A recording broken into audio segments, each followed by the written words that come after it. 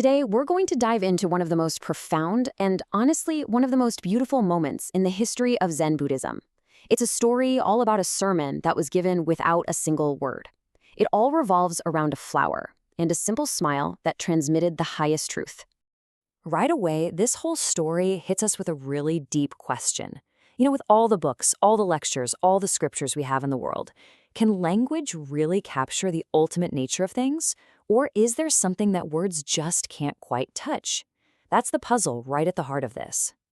All right, so let's set the scene. We're on a place called Vulture Peak. The Buddha has been teaching for over 40 years. That's countless sermons and deep philosophical points.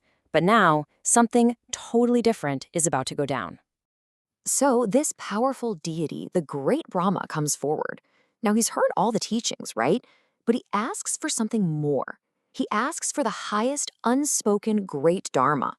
He's basically asking for the truth that lies beyond all those words and teachings he's heard for 40 years. And the Buddha's response? Well, nobody saw this coming. He's offered a beautiful golden lotus flower, and he accepts it. Then he just sits down and says absolutely nothing. You can imagine the air is just thick with anticipation. Everyone's wondering, what on earth is he going to do? And here we go. This is it. This is the pivotal moment of the whole story. There's no big speech, no complex philosophy, just a simple, silent action. And this is the entire sermon. He just holds up the flower, maybe twirls it a little in his fingers, his eyes scanning this huge crowd. The flower is the teaching.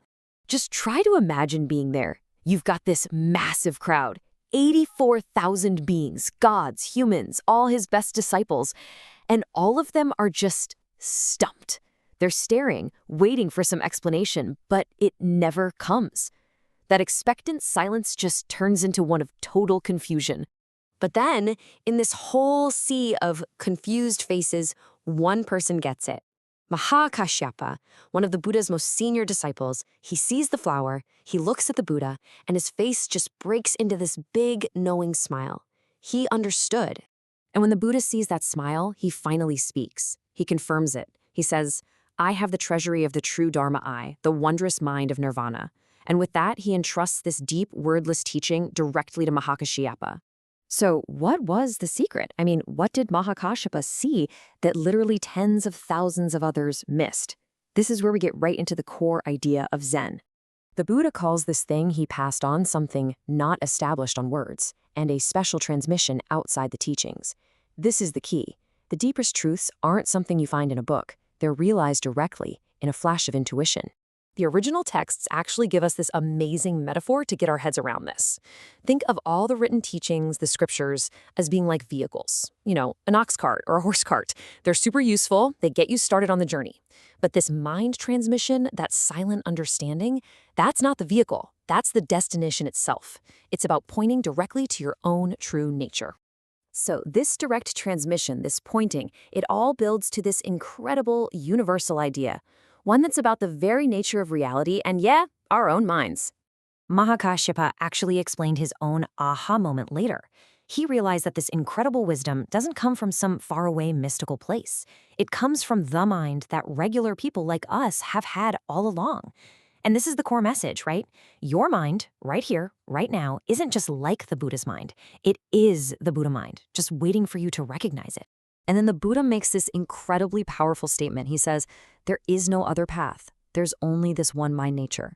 All the Buddhas, all the teachings, they're all just different expressions of this one universal consciousness. To wake up is to realize that this very mind is the Buddha. And he really closes the door on any other way of thinking about it. To believe there's some other secret way, another hidden doctrine, that's to miss the point entirely. For the Buddhas, this direct realization of the one mind, well, that's the whole path. Okay, so it's a fantastic story, but so what? Why does it matter so much? What does this mean for everybody who came after? Well, this moment is seen as the very beginning of the Zen lineage. By passing on this wordless teaching to Mahakashyapa, the Buddha started a direct line of transmission from teacher to student. It was designed to keep this essential living truth alive, making sure it would be there for ordinary people for generations to come. And what's really wild is what Mahakashapa realized about his own past. Looking back, he saw that all those years he spent in really difficult, harsh practices were ultimately labor without merit. He even saw his intellectual grasp of deep concepts like emptiness as an illusion compared to this direct knowing. The point is, true realization wasn't some slow burn thing that took ages. It was an instantaneous awakening. It happened in a moment. So that brings us back to where we started, but maybe with a new way of looking at things. This story isn't just about ancient history. It's about a kind of knowing that we can all tap into. So I'll just leave you with this to think about. When have you had a moment of deep understanding that had nothing to do with words? A sudden insight, a shared look with a friend, that kind of smile of understanding that says everything without saying anything at all.